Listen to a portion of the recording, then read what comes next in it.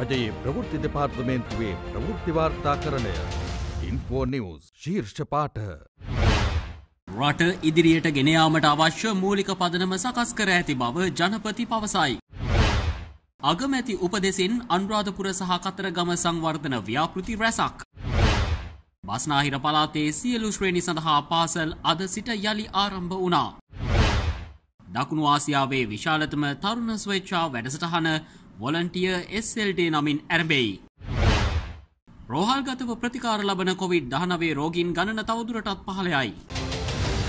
දීර්ඝ කාලයක සිට ජනතාව මුහුණ පා සිටින ගැටලු නිවැරදිව හඳුනාගෙන ඒවාට විසඳුම් ලබා දෙමින් රට ඉදිරියට ගෙන යාමට අවශ්‍ය මූලික පදනම සකස් කර ඇති බව අතිගරු ජනාධිපති ගෝඨාභය රාජපක්ෂ මැතිතුමා පවසනවා. ජනාධිපතිතුමා මේ බව කියා සිටියේ මාතර දිස්ත්‍රික්කයේ පිටපැත්තර ප්‍රදේශීය ලේකම් බල ප්‍රදේශයට අයත් කිරිඳිවැල් කැලේ උතුර 3 පියවර ග්‍රාම සේවා වසමේ දැරංගල මහාවිද්‍යාල භූමියේ පැවති ගම සමග පිළිසඳර 16 වෙනි වැඩසටහනට එක් වෙමින් පවුල් 622ක් වෙසෙන මෙම ග්‍රාම සේවා වසමේ ජනගහනය 2990ක් ගම් වතුරෙන් විනාශ වූ පහුරු තොට ජම්බුගස්තොල මෙඩේරිපිටිය සහ වෙලංගාවිට ඇතුළු පාලම් කඩිනමින් සංවර්ධනය කිරීමටත් ග්‍රාම සේවා නිලධාරී වසම් 60ක් ආවරණය කරන පරිදි මොරවක පානීය ජල ව්‍යාපෘතියක් සහ කුඩා ප්‍රජා ජල ඒකක රැසක් ස්ථාපනය කිරීමටත් මෙහිදී තීරණය කෙරුණා.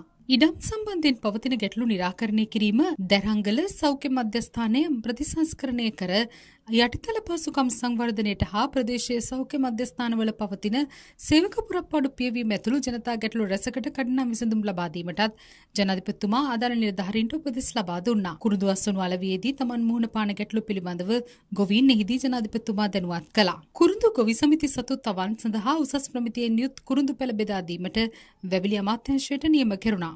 SLT මොබිටෙල් ආයතනයේ දැරංගල මහාවිද්‍යාලයේ ස්ථාපනය කළ අධිවේගී අන්තර්ජාල පහසුකම් සහිත සූරු පන්ති කාමරය විවෘත කිරීම, බානකල සීලරත්න කනිෂ්ඨ විද්‍යාලයට අන්තර්ජාල සබඳතා සහිත ලැප්ටොප් පරිගණක හා ඩයලොග් ආයතනයේ පිරිනැමූ රූපවාහිනී යන්ත්‍රය හා සබඳතාව විදුහල්පතිවරුන්ට බහර දීම හා හිමිකමක් නොමැතිව මෙතෙක් රජයේ ඉඩම් භුක්ති විඳිමින් සිටි පවුල් වෙත දීමනා පත්‍ර ප්‍රදානය කිරීමද ජනාධිපතිතුමා අතින් මෙහිදී සිදු කෙරුණා. නැරබල සහිත ළමා පරපුරක් තේමා කර ගනිමින් ඒ සඳහා වූ පොත් කට්ටල ජනාධිපතිතුමා අතින් පාසල් වෙත පිරිනැමීමද එහිදී සිදු වුණා. එහිදී අදහස් දැක්වූ ජනාධිපතිතුමා අද ලෝකේ ආහාර සුරක්ෂිතභාවය ඉතාමත්ම වැදගත්. අපිටත් ඒක ගොඩක් වැදගත්. අපි ඒකට සූදානම් වුණේ නැත්නම් අපි ඉතා විශාල අමාරුවකට අපිට එදිහා බැලුවම විශේෂයෙන්ම ආහාර සුරක්ෂිතභාවය අපි ස්වයංපෝෂිත වුණේ නැත්නම් අපිට විශාල ප්‍රශ්නයක්. ඒවා පදනම් කරගෙන තමයි අපි අපේ ආර්ථිකය සකස් කරගෙන යන්නේ.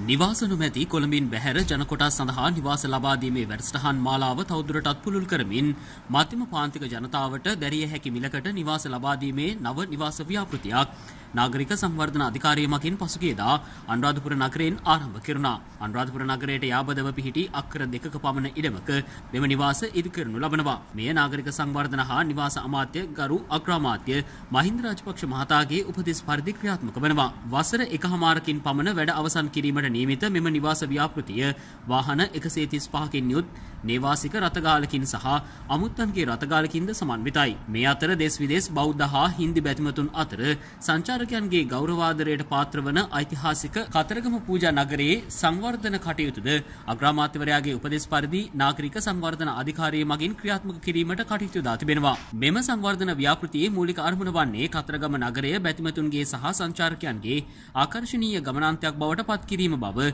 නාගරික සංවර්ධන අධිකාරිය පෙන්වා දෙනවා. මෙම ව්‍යාපෘතිය යටතේ කතරගම නගරය ආශ්‍රිත ප්‍රදේශ සංවර්ධනය කිරීම, පූජා භූමි කලාප 3ක්, මිශ්‍ර සංවර්ධන කලාපයක්, නේවාසික කලාපයක්, පාරිසරික සංරක්ෂණ හා මිශ්‍ර සංවර්ධන කලාපයක්, කෘෂිකාර්මික ප්‍රවර්ධන කලාපයක් යන අංශ 7ක් යටතේ සංවර්ධන කටයුතු ක්‍රියාත්මක කරනවා.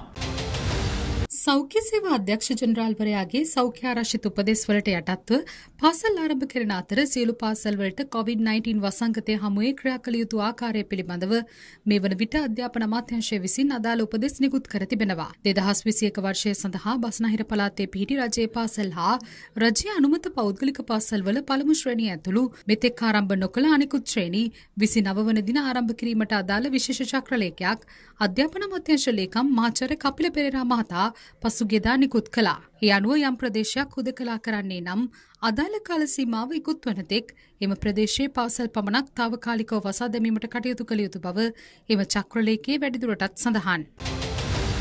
දකුණු ආසියාවේ විශාලතම තරුණ ස්වේච්ඡා වැඩසටහන වොලන්ටියර් SL ඩේ නමින් පසුගියදා ආරම්භ කෙරුණා. එහි සමාරම්භය 46 වන ජාතික මහා ක්‍රීඩා උළෙලට සමගාමීව කතරගම පුදබිම පිරිසිදු කිරීමෙන් ආරම්භ කෙරුණා. ඒ තරුණ හා ක්‍රීඩා අමාත්‍ය නාමල් රාජපක්ෂ මහතාගේ ප්‍රධානත්වයෙන් යෞවන සමාජය, යොවුන් සේනාංකය සහ අනෙකුත් තරුණ සංවිධානවල සමාජිකයන් මීට එක්ව සිටියා. මෙරට පළමු වතාවට ශ්‍රමදාන සංකල්පය මත පිහිටමින් ස්වේච්ඡාවෙන් වැඩ කරන පිරිස ඒකරාශී කර ගැනීමට නියම ව්‍යාපෘතියක් ලෙස මෙම වැඩසටහන ක්‍රියාත්මක වෙනවා. සෑම මාසකම අවසන් සෙනසුරාදා රට පුරා මේ පැවැත්වීමට නියමිතයි.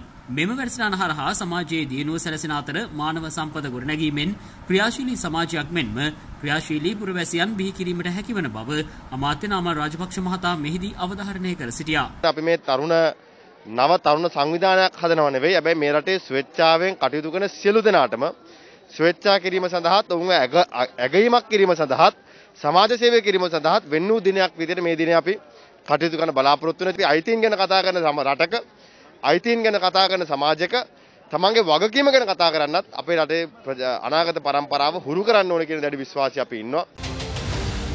ඊයේ දිනේ තුල COVID-19 ආසාදිතයන් 249ක් වාර්තා වුණා.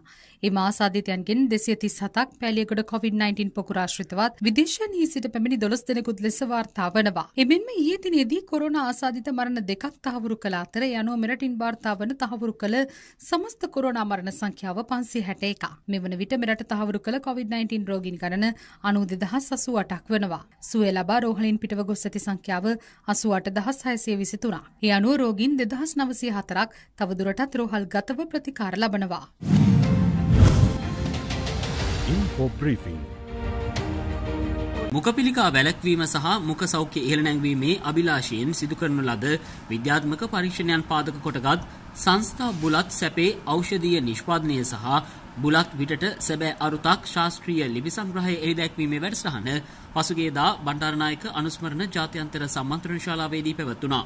ඒ සෞඛ්‍ය අමාත්‍ය පවිත්‍රා වන්නාරච්චි මහත්මියගේ ප්‍රධානත්වයෙන් සංස්ථා බුලත් සැපේ ඖෂධීය නිෂ්පාදනය දුම්කොළ වලින් නිදහස් වූ ශ්‍රී ලංකාවක් ගොඩනැගීම සඳහා ශ්‍රී ලංකා ආයුර්වේද සංස්ථාව සහ දුම්කොළ හා මධ්‍යසාර පිළිබඳ ජාතික අධිකාරී ඒකාබද්ධ ව්‍යාපෘතියක් වනවා.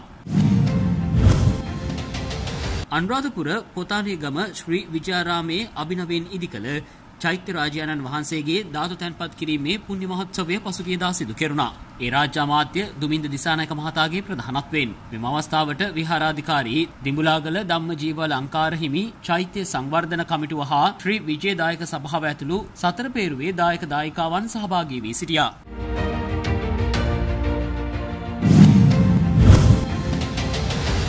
මාතර දිස්ත්‍රික්කයේ සුළු පරිමාණ ව්‍යවසායකින්ගේ නිෂ්පාදන ඇතුළත් ව්‍යවසාය සුපර් ෆෙයා අලෙවි ප්‍රදර්ශනය අද සහ හෙට මාතර තිහකොඩ සතිපොළ භූමියේදී පැවැත්වෙනවා. මාතර දිස්ත්‍රික්කයේ සුළු පරිමාණ ව්‍යවසායකින් සඳහා වෙළඳ පොළක් ළඟා කර දීම මෙම වෙළඳ ප්‍රදර්ශනයේ ප්‍රධාන අරමුණයි. මෙම ප්‍රදර්ශනයට මල් හා පැළ වර්ග, පාවාහන් හා බෑග් නිෂ්පාදන, ඇඟලුම් නිෂ්පාදන, ආහාර හා කුළුබඩු නිෂ්පාදන, විසිතුරු භාණ්ඩ නිෂ්පාදන හා වෙනත් විවිධ නිෂ්පාදන ඇතුළත් බවයි අප මාතර දිස්ත්‍රික් මාධ්‍ය ඒකකය පවසන්නේ. ශුද්‍ර මූල්‍ය ආයතන වලින් ජනතාව මුදාගෙන සවිබල ගැන්වීම සඳහා සමෘද්ධි ප්‍රජාමූල සංවිධානවලට ණය නිකුත් කිරීමේ බලය පවරන බව මාතලේ දිස්ත්‍රික් සමෘද්ධි අධ්‍යක්ෂ රියාල්දීන් මහත්මිය පවසනවා. ඒ අනුව සෑම ප්‍රජාමූල සංවිධානයකටම රුපියල් ලක්ෂ 3ක මුදලක් නිකුත් කරනවා. සමෘද්ධි ප්‍රජාමූල සංවිධානයකින් රුපියල් 10,000ක උපරිමයකට යටත්ව ලිහිල් ඇප කොන්දේසි ලිහිල් පොලියක් යටතේ ණය නිකුත් කළ හැකි බවත් මාතලේ දිස්ත්‍රික්කයේ සමෘද්ධි බැංකු 40ක් යටතේ ප්‍රජාමූල සංවිධානවලට මුදල් නිකුත් කරන අතර එම මුදල් උපයෝගී කරගෙන ජනතාව සවිබල ගැන්වීමේ අරමුණ ඇතිව කඩිනමින් ණය නිකුත් කිරීමට ඒ අනුව හැකි බවද එය පෙන්වා දුන්නා. තවත් තොරතුරු මීළඟ ඉන්ෆෝ නිවුස් තුලින් බලාපොරොත්තු වන්න.